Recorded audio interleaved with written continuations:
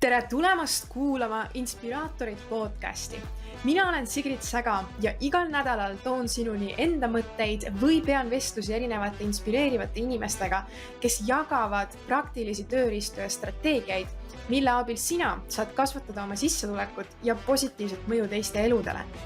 Ja kui sa tahad osaleda meie podcastide salvestusel laivis, siis liitu ka meie Inspiraatorid nimelise Facebooki grupiga, mille lingi leiad podcasti kirjeldusest. Ja siit tuleb meie tänane episood.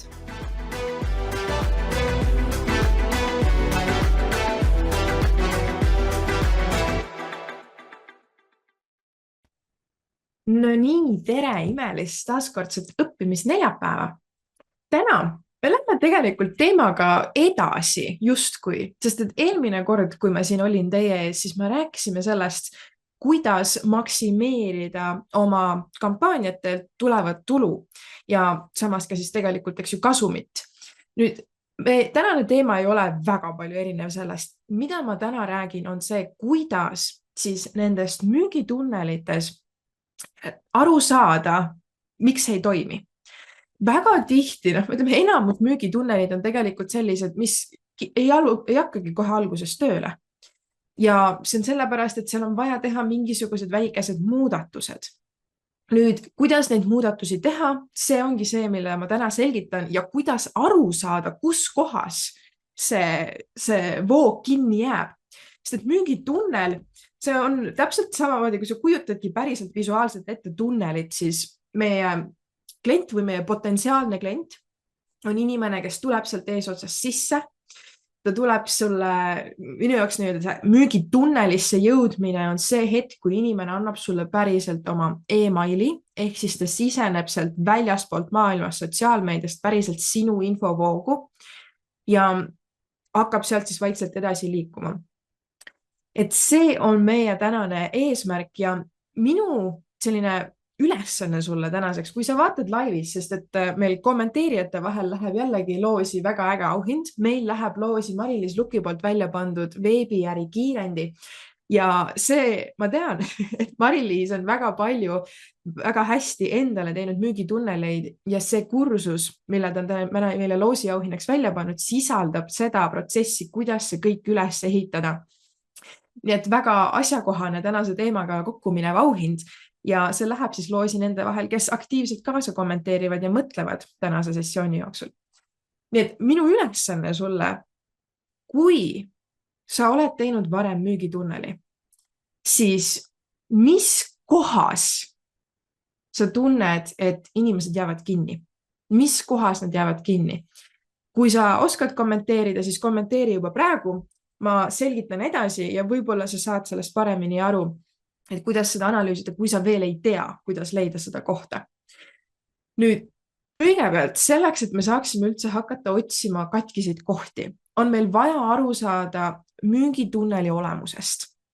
Ja nagu ma juba siin selgitasin, siis müügitunnel, kui sa seda visuaalselt ette kujutad, siis see ei ole niimoodi, et inimene käib seal läbi, vaid see ongi, et inimene astub sisse, siis ta samm-sammult hakkab edasi liikuma. Ja iga sammu juures ta põhimõtteliselt otsustab seda, kas ta jääb sinna sisse või ta tuleb välja. Ja tal on iga samm on see koht, kus tal põhimõtteliselt on otsustuskoht, kas ta jääb sisse või ta tuleb välja. Ehk siis ei liigu edasi põhimõtteliselt. Et kui inimene ei liigu edasi, siis meie jaoks tähendab seda, et ta tuli müügitunnelist välja. Et ta ei reageeri enam sellele, mida me talle saadame. Nüüd, müügitunnel oma olemuselt on tegelikult väga-väga lihtne, sest et need sammud, igal sammul on ainult üks eesmärk. Ja selle sammu eesmärk on see, et inimene liiguks edasi järgmise sammu juurde. Üks suurimaid vigasid, miks minu võib-olla müügitunnel ka ei pruugi toimida, on see, et iga samm, iga kommunikatsioon, mis sul on alates nagu esimesest kontaktist, proovib müüa talle toodet, mis on tegelikult müügitunneli lõpus. Ehk siis seal on nagu 10 sammu vahel, mida inimene peaks ära tegema, et üldse jõuda selle pakkumise ostuni.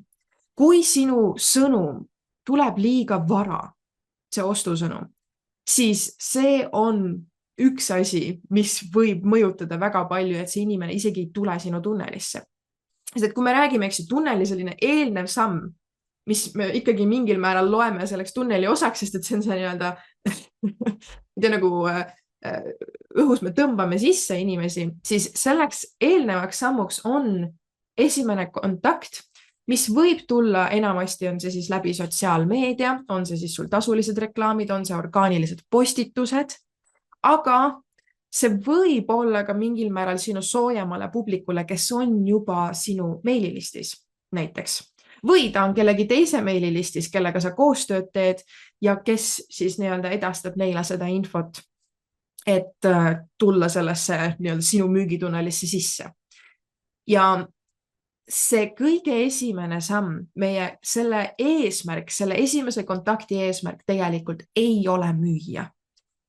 Kui sinu postitused ja see emailid on väga müüvad kohe seda esimest sammu, siis seal võib juhtuda see, et inimestel tekib see vastureaktsioon, nad ei taha, et neile müüakse.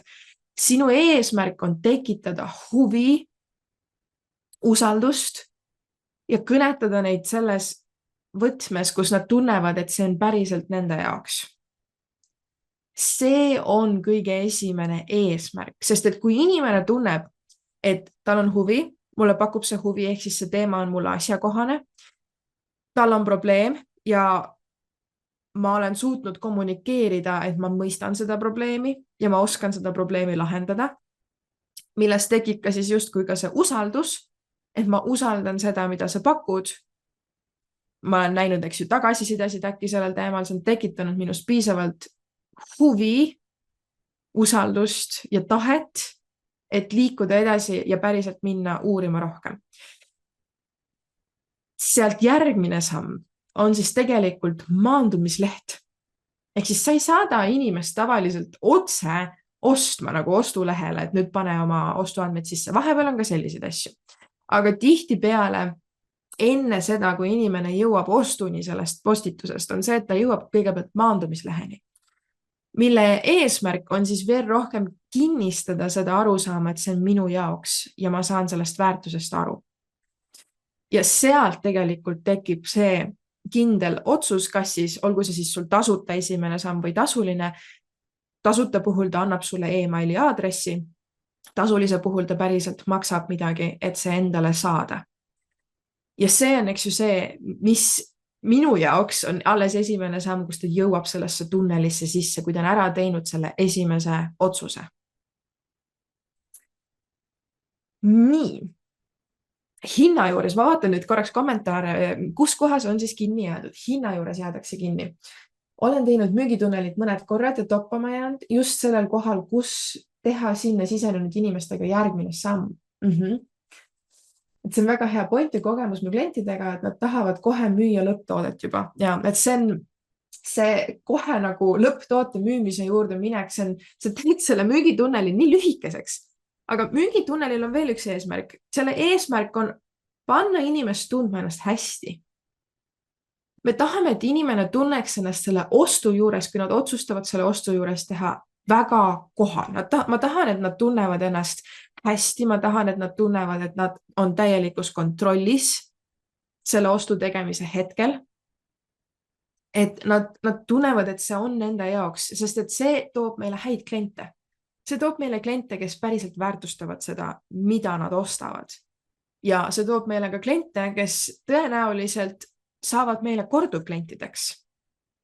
Et iga kord, kui sa lood müügitunnelit, see ei ole kunagi ainult selle ühe toote jaoks.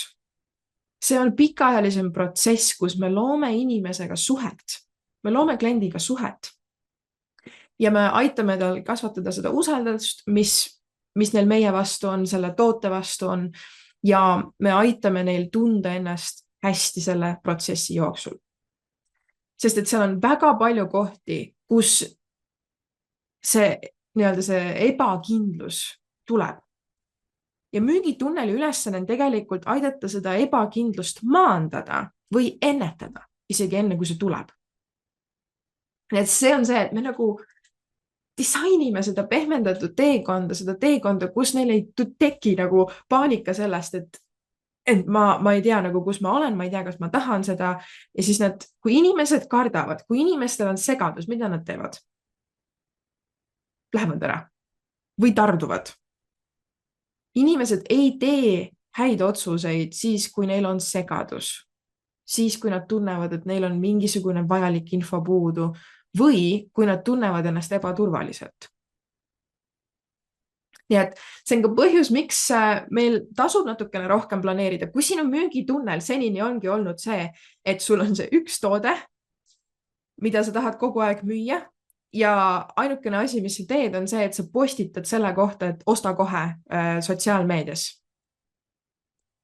Siis pole ime, kui seal ei tule inimesi sellele reageerima, sellepärast et sa ei ole näinud vaeva, et luua see usaldusväärne ja turvaline keskkond inimesele selle otsuse tegemiseks.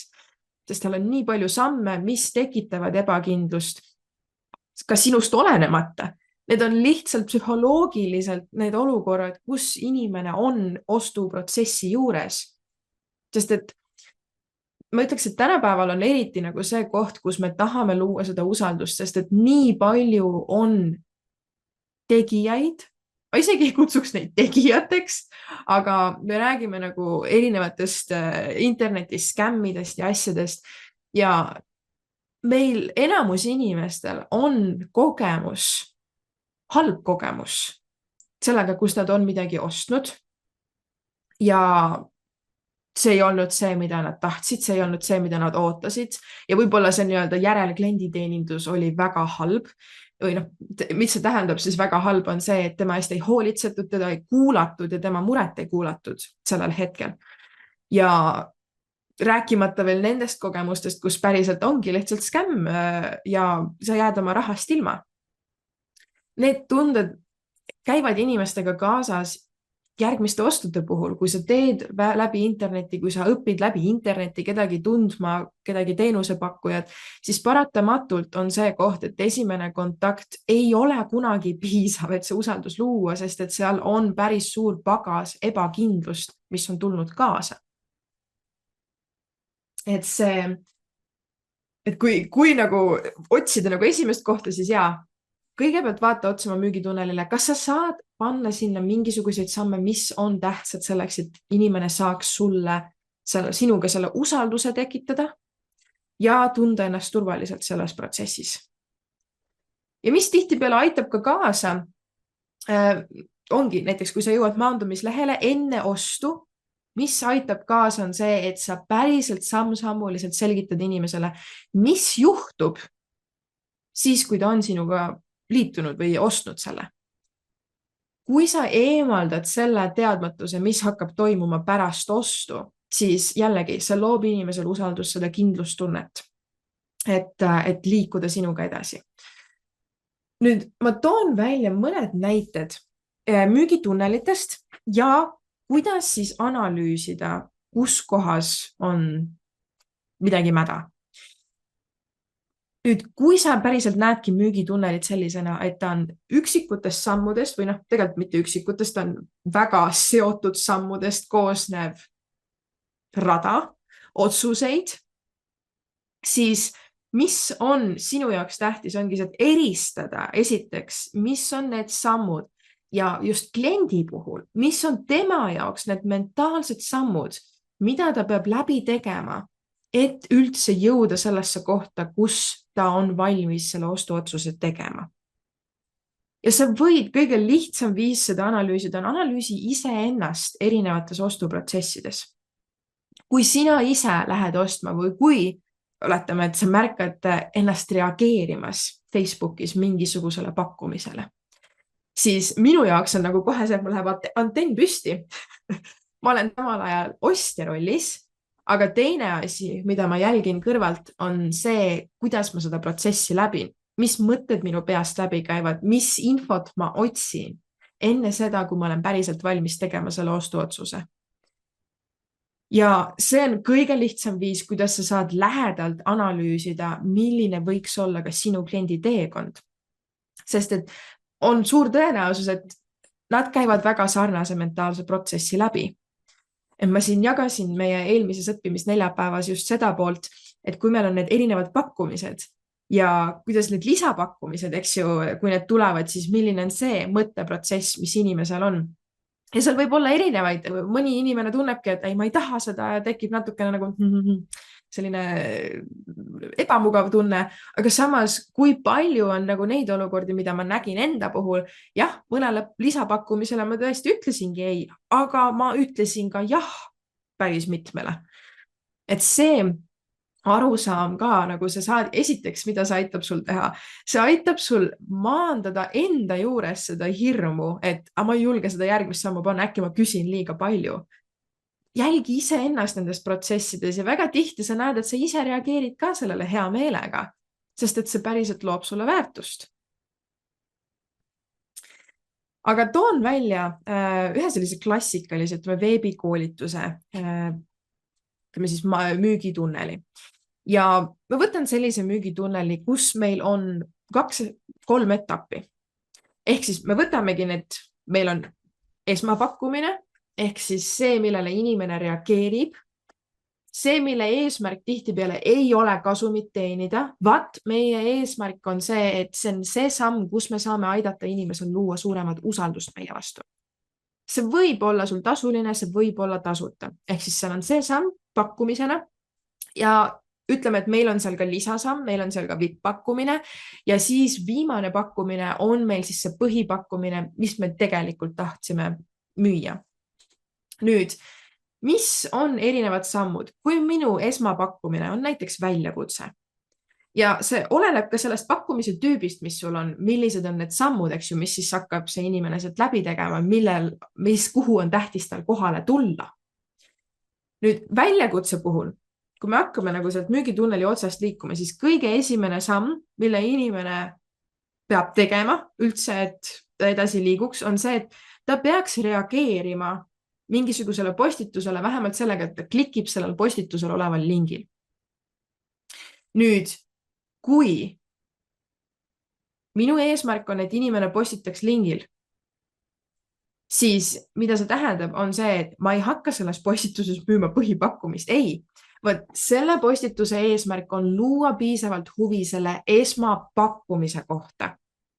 See tähendab, et need postituse tekstid, kõik see peab olema üles ehitatud sellisel viisil, et see tekitaks huvi just selle esmapakkumise kohta. Et inimene oleks valmis klikkima sellel lingil ja jõudma siis maandumislehele, kus on rohkem infot ja täpsem info, kuidas asjad toimima hakkavad.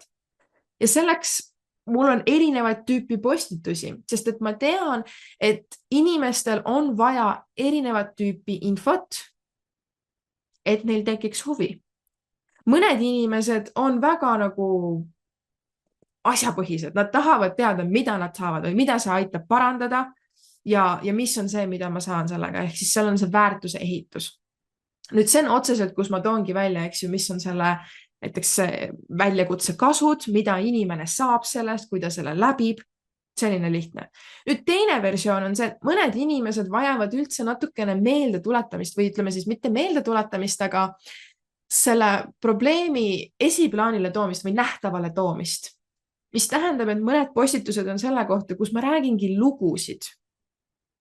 Kui mul on, ma räägin iseenda lugu sellest, kuidas see on mind mõjutanud, see probleem on mind mõjutanud ja kuidas need sümptomid minu elus välja nägid. Eks ju, vahepeal on see, et inimene võib-olla ei oska isegi sõnastada seda, aga mida ta oskab sõnastada ja märgata on see, et tal on mingisugused sümptomid, mis teda häirivad. Ja läbi nende lugude ma aitan inimestel aru saada, et kas see on midagi nende jaoks, et nad näevad, et see on see, nagu see probleem seal taga. Miks mul praegu nagu on selline tunne, mis mulle ei meeldi. Et on sellist tüüpi postitused ja neid on erinevaid ja need on vahelduvaid ja neid on palju, mis lähevad sellesse protsessi sisse. Nüüd siit tegelikult tulebki järgmine koht. Kui inimesed ei jõua sinu maandumislehele, kus on probleem? Väga lihtne. See ei ole kaugelt otsida. Kui inimesed isegi ei kliki sinu maandumislehe lingil, siis on probleem sinu reklaamtekstides. Siis on see asi, mida on vaja parandada. Et kui sa näed nagu seda, et igal asjal on oma eesmärk saada inimene järgmisse sammu ja kui inimene ei jõua järgmisse sammu, siis mida see sulle ütleb? See ütleb sulle täpselt, kus kohas see probleem on. Mida sul tuleb parandada? Sul ei tule pakkumist parandada, sest et inimesed isegi ei jõua selleni. Sinu fookus on parandada siis neid tekste, mis lähevad sul sotsiaalmeediasse või e-mailidesse. Neid tuleb siis hakata paremini teha ja see tähendab, et sinu fookus on nüüd aru saada, kuidas ma neid paremini saaks teha. Nii, me jõuame järgmise sammuni. Inimene jõuab küll maandumislehele. Ja selleks, et muidugi näha, et kas inimesed jõuavad maandumislehele, oleks hea, kui sul on ühendatud see Google analüütikuga.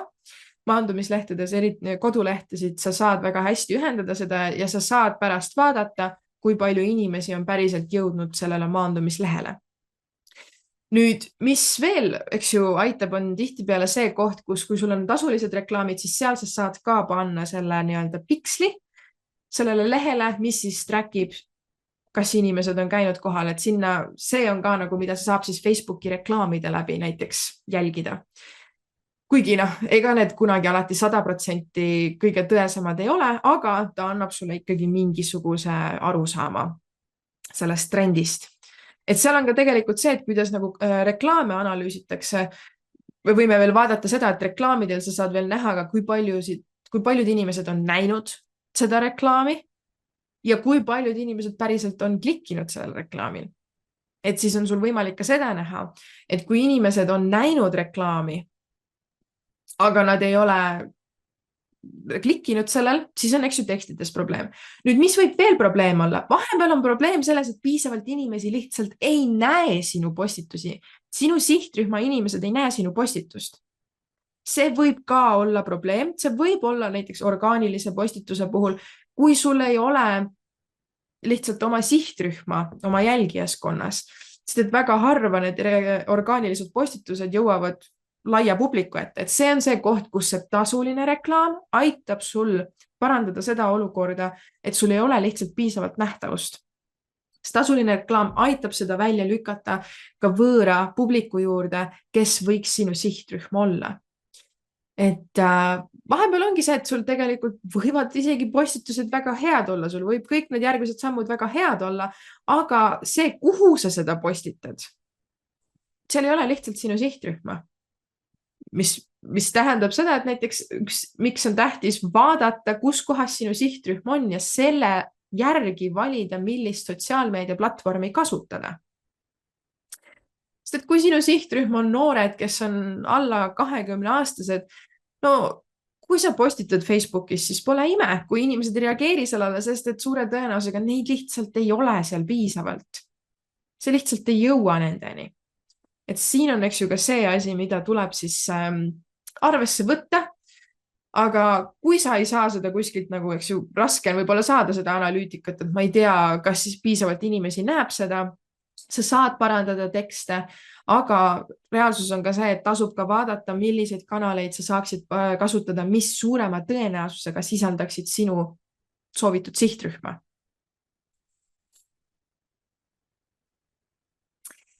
Ja üks küsimus, mis tuleb ja väga hea, et siin Reelika kommenteerib, et ma tunnengi just seda, et äkki ma surun liiga palju peale ja see ju ka peletab eemale. Kuidas siis sinna piir seada? Nüüd, kui me räägime sotsiaalmeedia postitustest näiteks pakkumisena, et kui sa teed seal, neid postitusi, pakud seda kas või seda esmapakkumist, kui palju on liiga palju? Ja minu vastus sellele on see, et sa tõenäoliselt ei saa teha liiga palju. Miks? Esiteks, orgaanilised postitused nii või teisiti ei levi kõigile. Sa võid loota, et sinu jälgijaskonnad või isegi sinu sõprade list näeb seda postitust vähemalt mingi 50%. Reaalsus on see, et ei. Seda ühte postitust näeb heal juhul 10%. Nüüd, kui sul ei ole, seda, et inimesed näevad kogu aeg postitusi, siis sa võidki olla selles kohas, et sa teed 16 postitust 2 nädala jooksul. Tundub üliintensiivne sinu jaoks, sest et sa oled neid postitusi tõenäoliselt mitte üks kord näinud, sa oled igat postitust näinud vähemalt 3 korda, sest et sa oled selle kirjutanud, sa oled selle uuesti ümber kirjutanud ja uuesti ümber kirjutanud. ja siis sa veel postitad neid ka ja sulle endale tundub, et sa teed nagu tohutult palju seda müügitööd seal ja tundub, et hakkab närvidele käima. Reaalsus on see, et enamus tõenäoliselt ei näegi neid. Võib-olla su inimene näeb seda heal juhul 5 korda, ta näeb 5 erinevat postitust. Ja mis on seal ka positiivne, on see, et inimene vajabki mitut erinevat kontakti, et tal tekiks arvamus sellest, et tal tekiks huvi selle vastu. Üks postitus on väga harva piisav ja seda jällegi olen näinud iseenda puhul, kui ma näen Facebookis parasjagu mingisugune kampaania kellelgi käimas ja just nagu eriti tasuliste reklaamidega, eks ju, siis seda lükkab rohkem ette.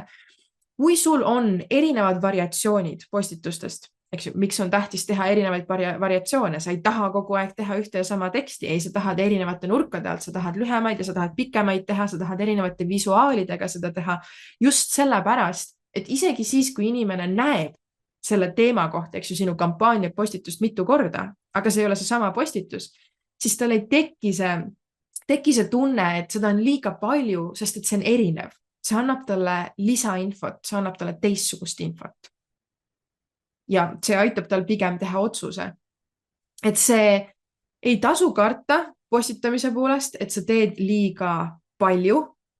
Ja sa saad alati, nagu see on ka, mida meie teeme, on see, et me teeme orgaaniliselt ka üsna intensiivset turundust, kui meil on, eks ju, meil on 2 nädalat on tavaliselt turundusperiood. Ja meil läheb nädalas siin vahepeal, eks ju, 3 erinevat postituse ringi välja.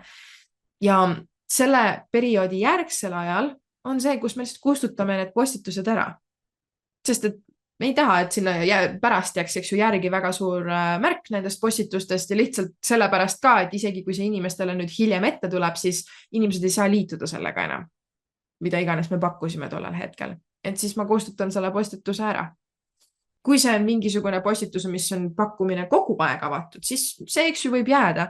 Ja mida veel kasutada neid kanaleid, mis ongi mitte jäävad, näiteks story'de kasutamine, see on 24 tundi.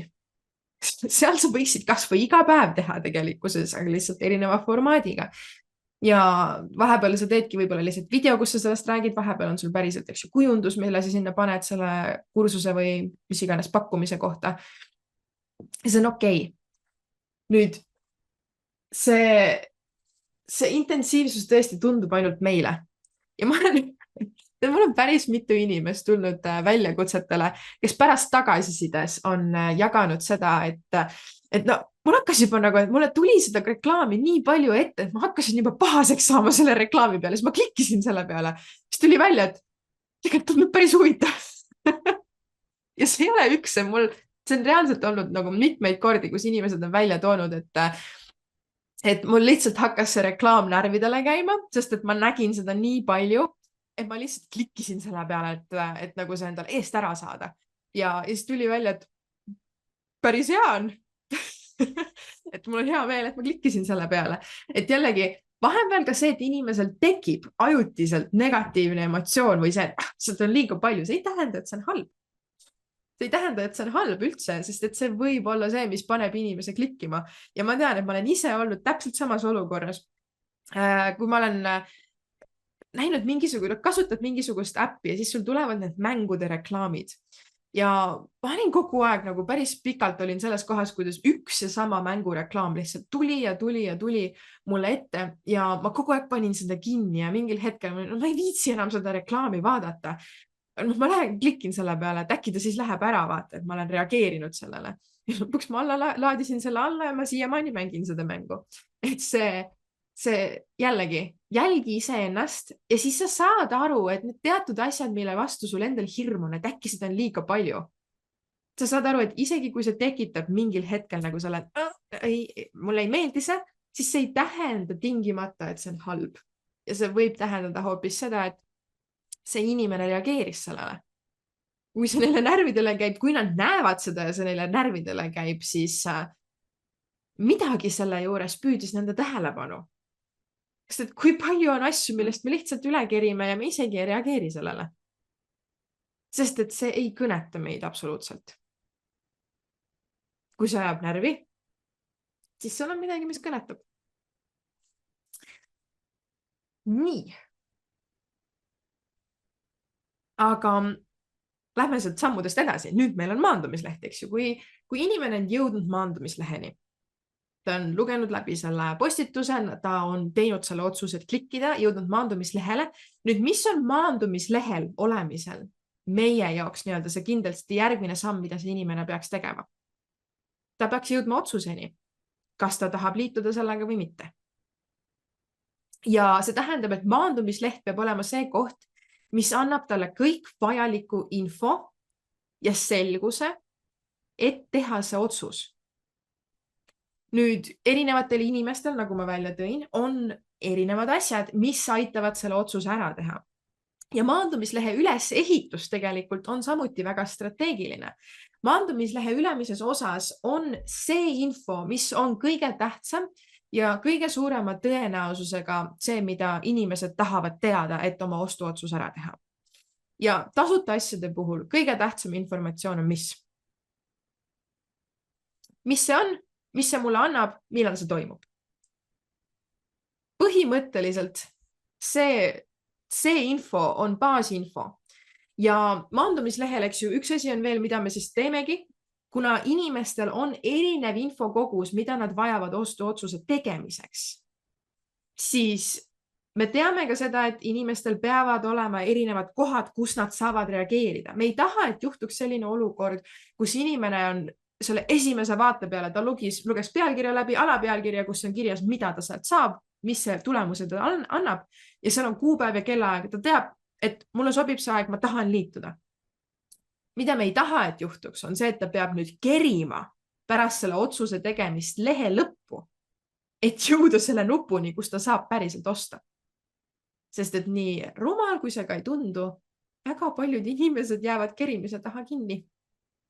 Eriti arvesta veel seda, et enamus inimesi kasutavad telefoni, et teed asju vaadata, eriti kui sa tuled läbi sotsiaalmeedia, mis tähendab, et kui sul arvutiekraanil tundub, et mis see kerimine ei ole, et seda ei ole üldse palju. Telefonis on seda kerimist oluliselt rohkem. Ja kuidas sellist olukorda siis lahendada, ongi see, et sellepärast on meil maandumislehel, eriti mida pikem on maandumisleht, seda rohkem on sul neid nupukohti, kus inimene saab reageerida, et jah, ma tahan liituda. Ta ei pea edasi lugema. See nupp võibki olla see, et mis automaatselt ise kerib neid alla lõppu sinna ostu juurde või ta viib ise sind automaatselt sinna ostulehele. Eks ju, see on see, mida meil tuleb arvestada, mis on see info järjestus, mida inimene võiks vajada, et teha otsus ära. Et kui tal on see info olemas, mis võib see järgmine asi olla, mida see inimene tahab teada, enne kui ta teeb selle otsuse.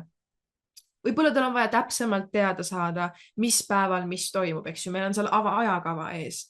Tavaliselt üks esimestest asjadest, mille ma veel panen sinna, on see, et ma panen sinna teksti, mis päriselt selgitab seda probleemi, mida me lahendame ja mis on selle probleemi põhjus.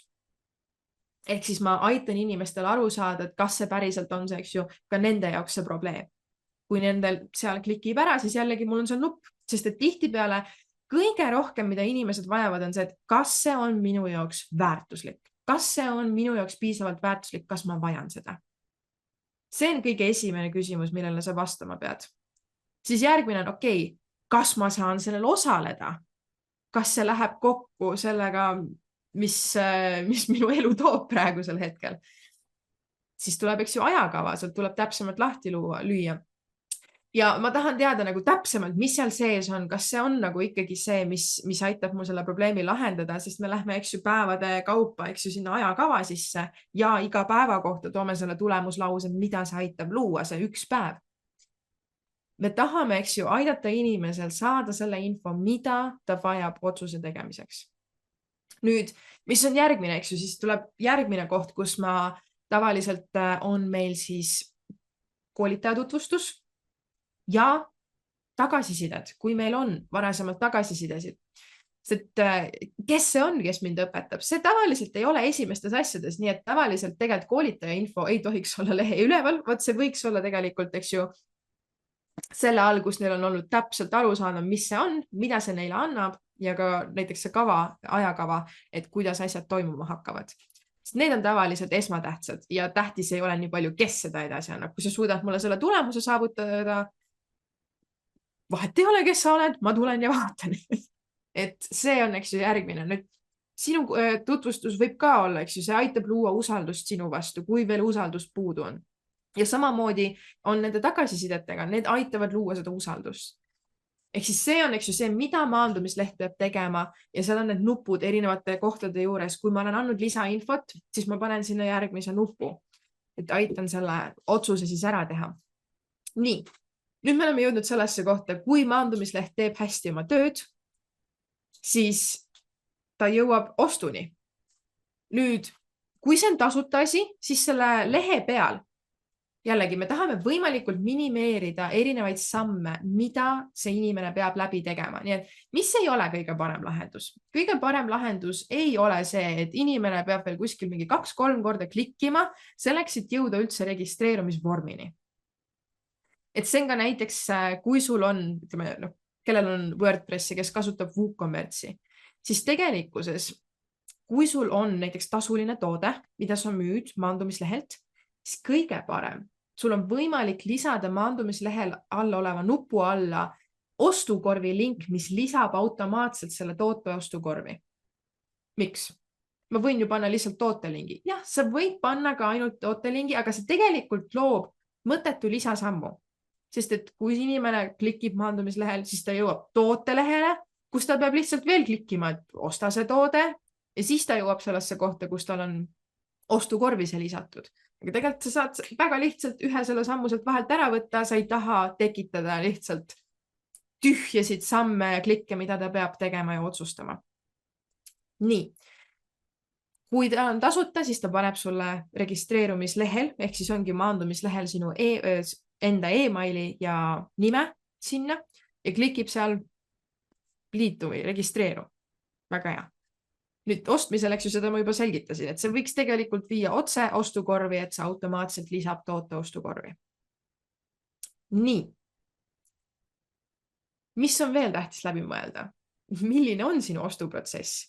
Kui sul ei ole e-poodi, siis väga tähtis on, eks ju, läbi mõelda, et me ei taha, et inimene jääks nüüd, et tal on tegelikult otsus tehtud. Ma tahan sellega liituda.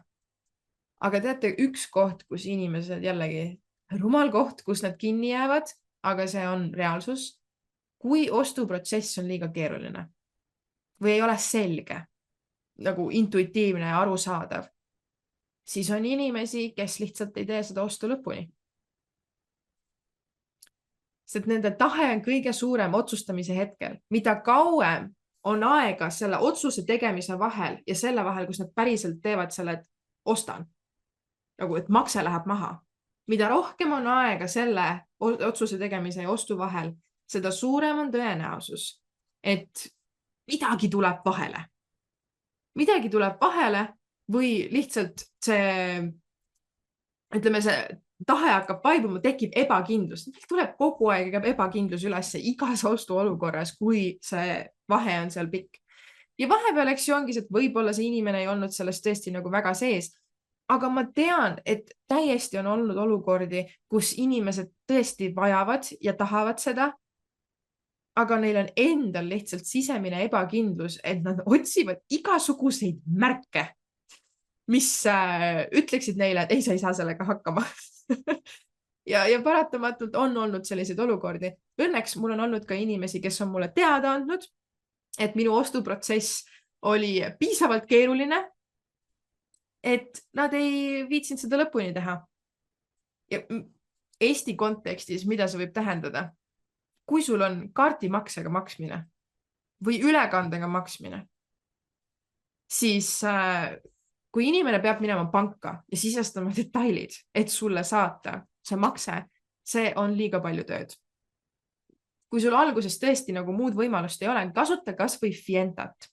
Fienta on siis, eks ju, ka nagu platvorm, kus sa saad selle toote üles panna. Neil on see makseplatvorm sellisel kujul, mida eestlased hästi kasutavad.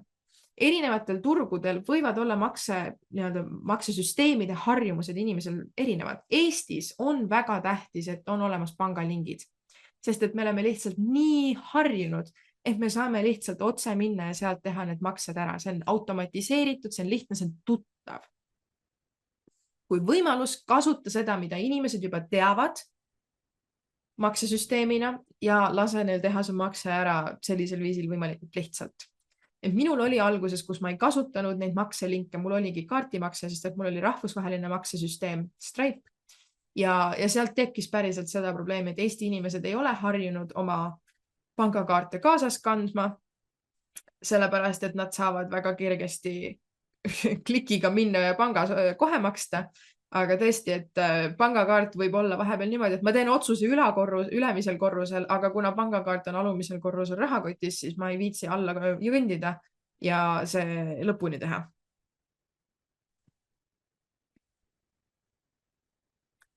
Ja et alati nagu tasub ka küsida, kui sul on e-pood, siis tihtipeale, mida me oleme ka teinud, me näeme, eks ju, kui inimene on algatanud ostuprotsessi. Ehk siis me näeme, et ta on näiteks sisestanud sinna makseväljadesse juba mingisugused asjad, see tuleb meile e-poodi, näitab lihtsalt, et see ei ole lõpuni viidud. Aga et inimene on algatanud seda. Siis mida me reeglina teeme, kui inimene on jätnud pooleni, me võtame nendega eraldi ühendust ja küsime, milles probleem oli. Et kas midagi oli selles protsessis, mis oli keeruline ja ma ütleks, et nagu üle 50% juhtudest oli päriselt seal mingisugune takistus, mida inimene lihtsalt mõtles, et ma ei suuda seda välja mõelda ja ma lähen ära. Ja me aitasime need inimesed läbi, me oleme saanud need inimesed, eks ju, päriselt siis lõpuks sinna klientideks.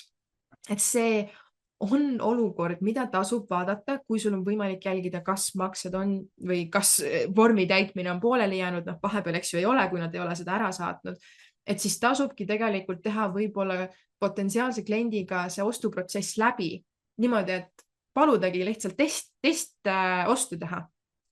Et kuidas sulle tundub, mis sulle keeruline, mis hetkel nagu tekkis sul võib-olla see, et sa ei saanud aru, kuidas seda teha või mida ma siia vastan, eriti kui sul on, eks ju, ka küsitlus, mida inimene täitma peab.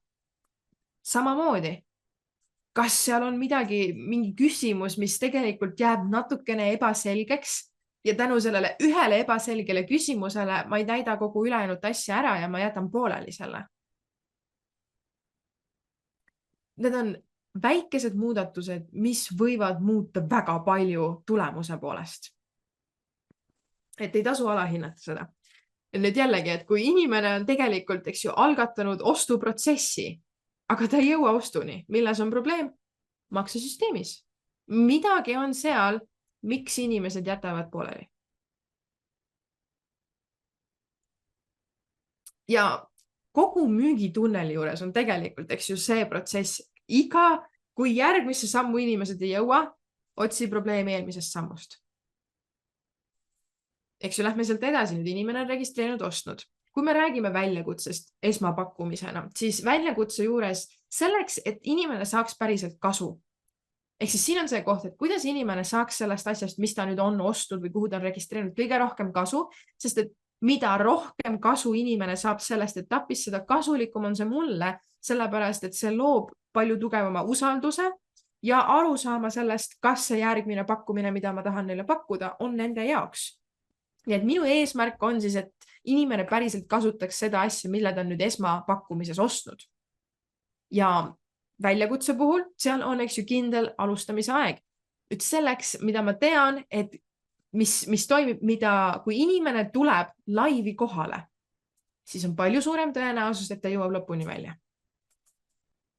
Versus inimene, kes ei tule laivi vaatama. Nii et kui inimene on ära teinud selle ostuprotsessi, ta on otsustanud liituda ja liitunud, siis järgmine eesmärk minul on see, et ma tahan seda inimest saada laivi. Sest et kui ta jõuab laivi, on suurem tõenäosus, et ta jõuab ka nende järgmiste sammudeni. Seal vahel on, eks ju, ka VIP-pakkumine, et VIP-pakkumisega tegelikult on samamoodi.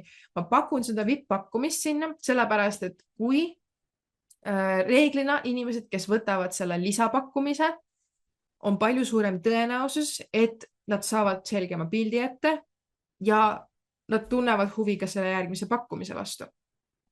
Et see on, eks ju, ka asi, mida tuleb läbi mõelda. Meil oli näiteks üks küsimus, mis meil just selle väljakutse tunneli ehitamise juures oli see, et kui inimene on nüüd ära ostnud, siis meil on võimalik inimene kohe peale ostus suunata ühele lehele. Ja kui meil oli Facebooki grupp, siis tegelikult sealt see järgmine samm ei olnud mitte see, et saada inimesi laivi, vaid tegelikult saada inimesi Facebooki gruppi. Sest et Facebooki grupis jällegi, kui inimene on Facebooki grupis, meil on nende lisakommunikatsioonikanal. Ja nad saavad osa ka sellest kogukonnast, sellest sotsiaalsest kogemusest, mis annab ka väga palju juurde sellele, kui hästi inimene tulemust luua saab. Nii et seal oli, eks ju, meil päriselt oli see küsimus, et kas me paneme sinna suunamise VIP-pakkumisele või me paneme suunamise Facebooki gruppi, et inimene päriselt jõuaks Facebooki gruppi kohale. Nüüd me tegime, eks ju, erinevaid asju seal ümber, katsetasime erinevaid versioone. Lõpuks oli see, et tegelikult me lisasime selle lisapakkumise ostukorvi, ehk siis selle ostukorvi lehel oli võimalik VIP endale juurde lisada ja hiljem, mitte siis pärast ostu ei tulnud VIP-pakkumist, sealt me suunasime otse Facebooki gruppi, aga siis hiljem kirjades me tõime seda VIP-pakkumist uuesti esile. Et need on jällegi, üks lahendus ei ole kõik õige. See võib olla täiesti erinev sinu puhul, sinu sihtrühma puhul, mis teebki selle selles suhtes huvitavaks, et sa disainid seda sihtrühma põhiselt. Jah, sa saad inspiratsiooni teistelt, kes võib-olla tegelevad sarnases valdkonnas või sarnaste sihtrühmadega ja vahepeal saad ka inspiratsiooni täiesti teistsugustest valdkondadest, sest et keegi ei ole lihtsalt mõelnud, et seda võiks siin ka kasutada ja sa saad olla üks esimestest. Aga kui sa võtadki seda müügitunnelit kui sellist pusletükkide kokkupanemist ja vaatad, et kas need pusletükid sobituvad, kas inimene jõuab selle järgmise tüki panemisena või mitte, siis sa leiad kõik probleemid ülesse. Kus iganes see probleem tekkida võib, sa leiad need ülesse, sest et sa tead, et igal asjal on see järgmine samm, mis aitab inimesel saada rohkem väärtust välja ja järgmine samm, see, kuidas sa aru saad, mis on järgmine samm, mõtle, mis on see samm, mida see klient peaks tegema, et tema saaks kõige rohkem väärtust sellest välja. Mitte mida ta peab tegema selleks, et sinule kõige rohkem kasu tuleb. Ei, see järgmine samm müügitunnelis sõltub sinu sihtrühma inimesest, kes seal sees on. Mis aitab temal järgmise sammuna kõige rohkem kasu sellest välja saada?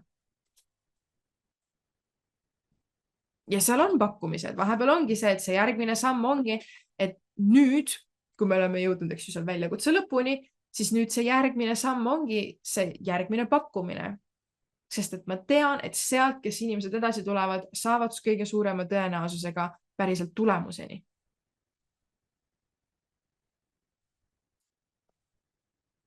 Nii, aga ma võtan siit mõned küsimused, mis on ka tekkinud.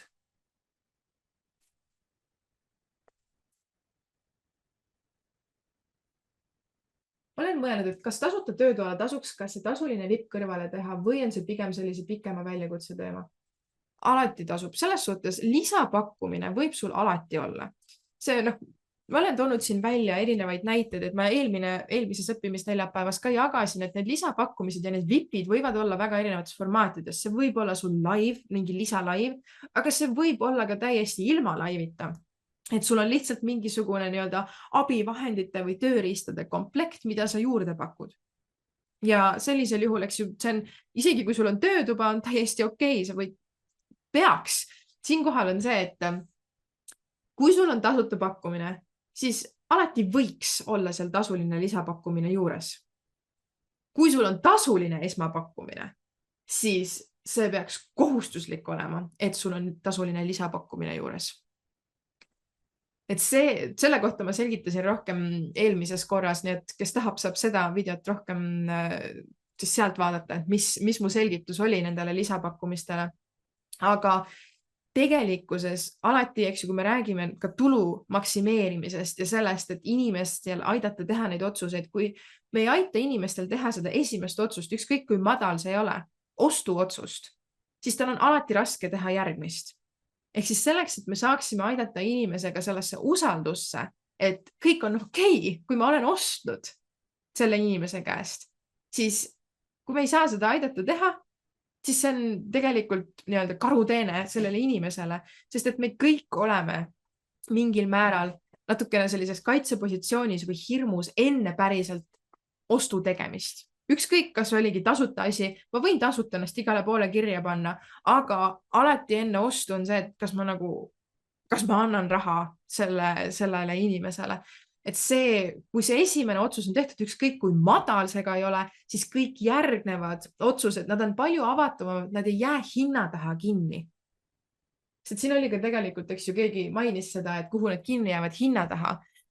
Siis see tähendab seda, et nad võib-olla vajavad eelnevat sammu, mis on tõesti nagu, et see hind ei saa neile probleemiks.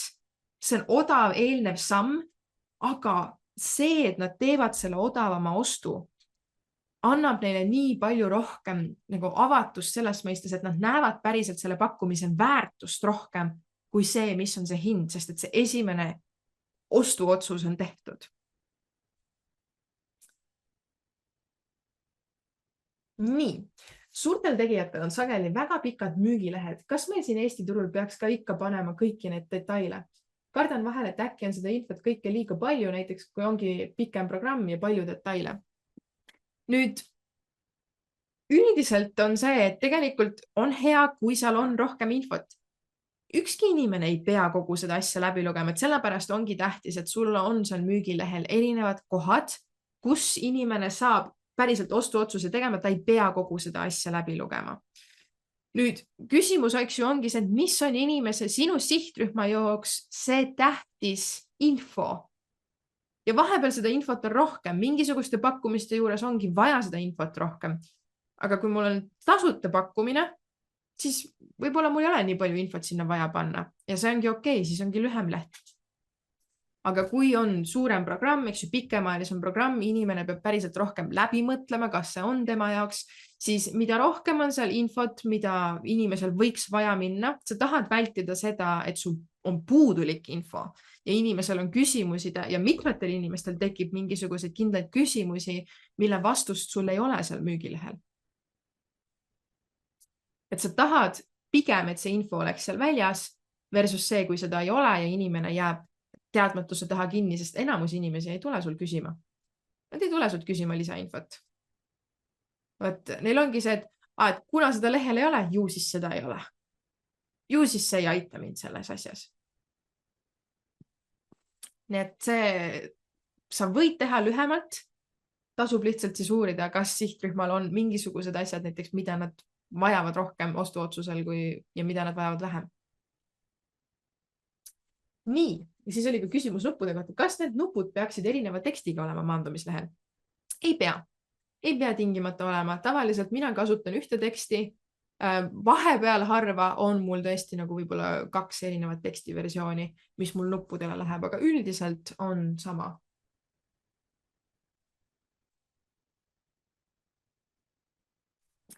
Nii, liitusin küll poole pealt, aga mis meil eile Sven Nuumi kuulates meelde jäi, et erinevas faasis olevatele klientile, kes siis on siis külm, soe ja juba klient, siis täiesti erinev postitus. Kas ma tutvustan alles teenust või ennast või näitan, kuidas seda kasutada? Ja, et see on väga hea tähelepanek. Tegelikult ongi niimoodi.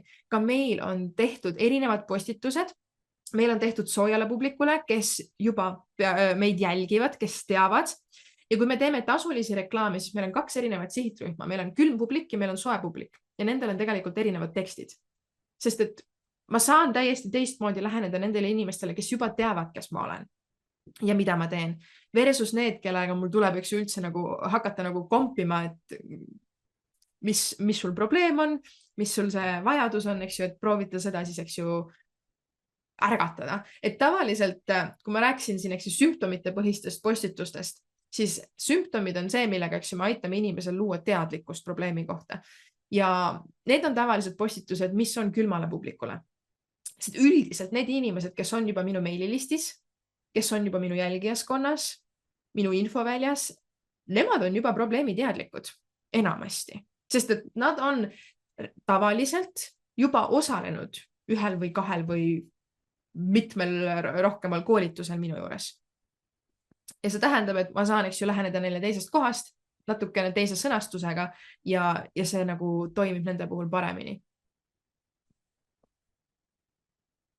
et see sihtimine isegi, eks ju, noh, loomulikult, eks ju, orgaanilistes postitustes sa ei saa valida, kelle ette see postitus jõuab, aga ka siiski sa saad sinna ikkagi panna erineva fookusega postitusi, lihtsalt mõned postitused kõnetavad rohkem ühte sihtrühma, mõned teist sihtrühma ja see on okei.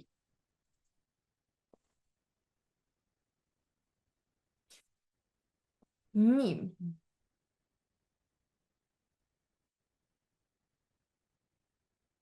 Ja siin oli ka see, et kui meil näiteks ongi see koht, et ma olen reklaami kinnipanek, saabki olla, et ma olen vales faasis selle konkreetse reklaami saanud.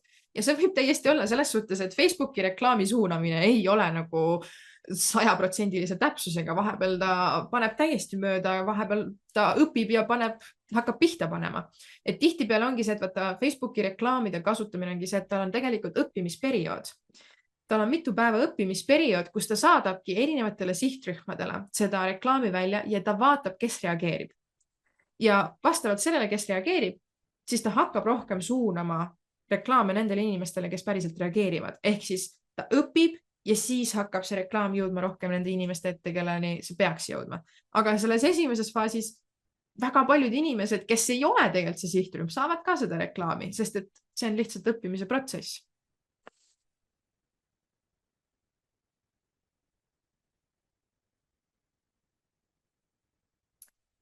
Nii, ja veel selle maksesüsteemi kohta, et kas siis Stripe pole Eestis nii hea? Stripe on alati olemas selles suhtes, et isegi siis, kui sul on need pangalingid, miks on Stripe kasulik? Sest et Stripe on see, mis võimaldab sul teha kuupõhiseid makseid. Ehk siis, kui sul on automaatsed kuupõhised maksed, seda sa ei saa teha näiteks Montonio nende pangalinkidega. Vot sa teed seda Stripe'iga ja seal on see kaardimakse tähtis. Ja noh, sellega on inimesed harjunud, kui sul on igakuine makse, mis sul läheb kaardilt maha, siis see on kaardimakse. Et lihtsalt, kui sul on nagu ühekordne makse, kus inimene peaks kõik korraga ära maksma, siis sellisel juhul kaardimakse ei ole eestlastele kõige tuttavam või mugavam. Et sellisel juhul lihtsalt erinevate makse nii-öelda variantide puhul, makseplaanide puhul on sul erinevad lahendused, millega inimesed harjunud on. Et Eesti puhul siis lihtsalt ühekordsed maksed pangalinkidega ja need subscription ehk siis igakuised maksed on ikkagi kaardimaksed.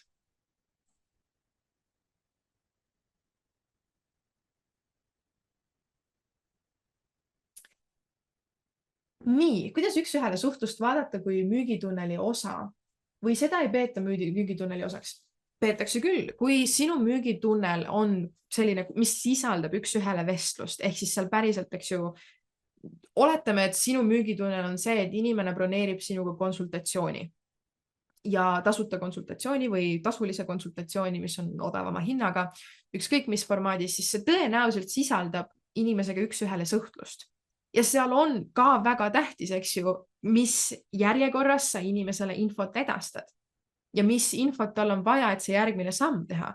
Et samamoodi see üks-ühele suhtlus, näiteks kui sul on see konsultatsioonitunnel, siis kui inimene on ära broneerinud endale konsultatsiooni aja, mis sa arvad, mis on sinu järgmine eesmärk? Mis on selle inimese jaoks kõige kasulikum asi, mis peaks järgmisena juhtuma? Ta peaks kohale tulema. Selleks, et see asi toimiks, ta peaks kohale tulema.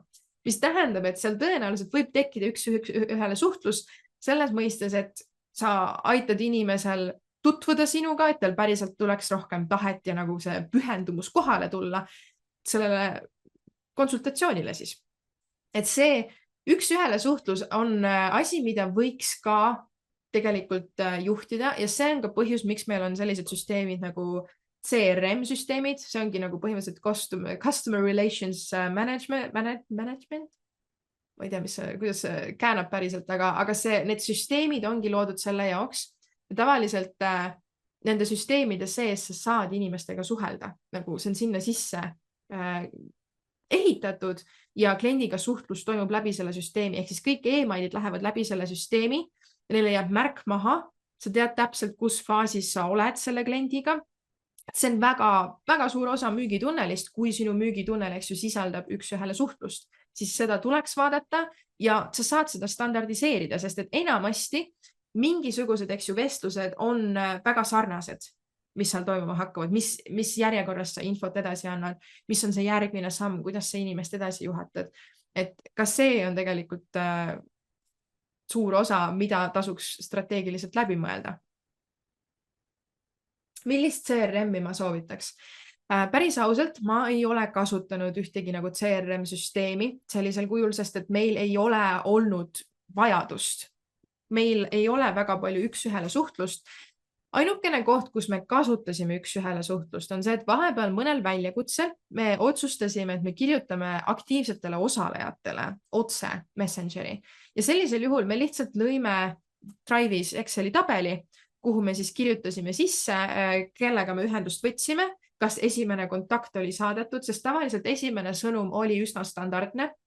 Seal võib-olla sa muutsid nagu paar asja, mis olid selle inimese põhised, aga oli standardsõnum, mille me saatsime siis Messengeri ja meil oligi siis see nii-öelda süsteem selle kohta, et kas see sõnum on saadetud, kas ta vastas ja mis on nagu see, et kas sealt järgmine sõnum on saadetud, et tavaliselt sealt läks rohkem nagu personaalsemaks see vestlus, aga et ma tahtsingi teada seda, et kellega ma olen suhelnud, kellele on sõnum saadetud, kes on vastanud sellele sõnumile ja siis võib-olla mingid tähtsamad märkmeid, mis siis sealt järgnevast vestlusest on tulnud.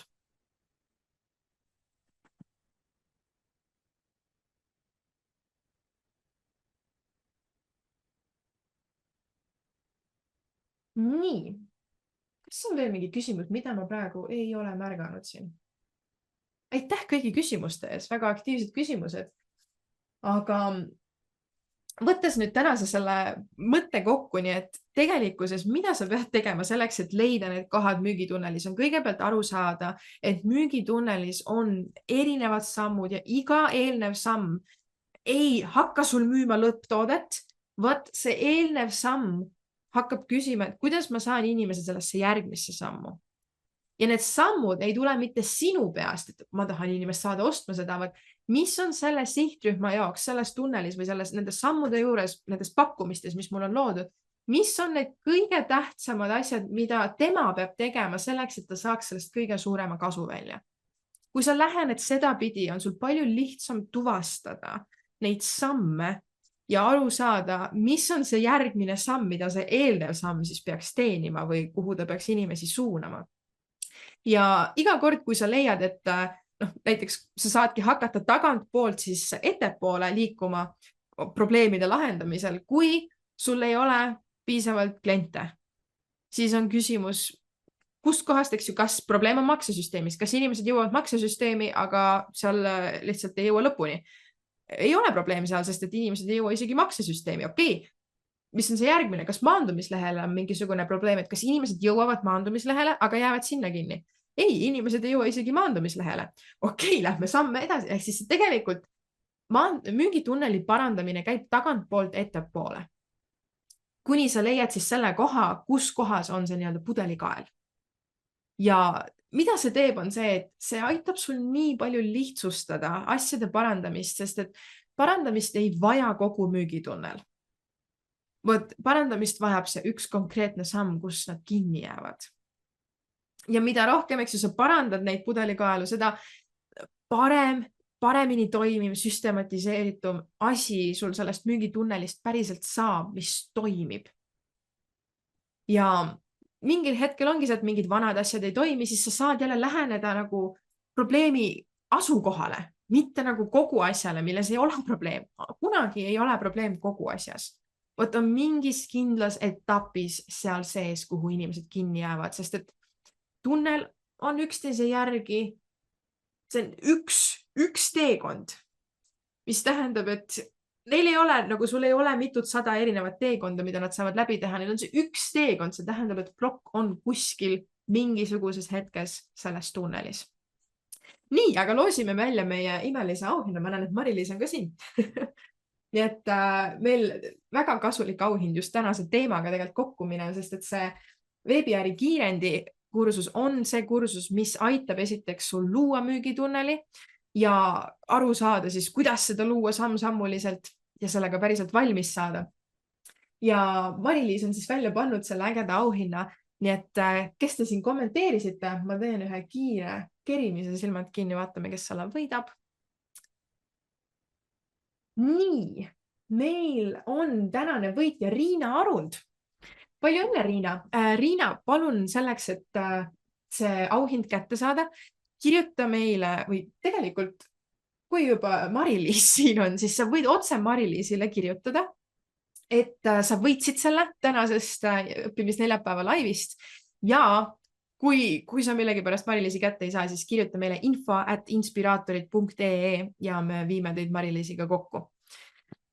Nii et aitäh nende aktiivsete kommentaaride eest ja aktiivse kaasamõtlemise eest. See teema see aitab sul väga-väga palju peavalu vähendada, kui sa vaatad seda nii-öelda tükk-tüki haaval otsa. Ja ma usun, et need müügitunnelid, mida sa looma hakkavad, saavad olema hästi teadlikud, võttes arvesse siis, mida sinu klient peaks tegema järgmise sammuna, et paremaid tulemusi saada. Aitäh sulle tähelepanu eest. Meie kohtume juba jälle 2 nädala pärast. Tšau!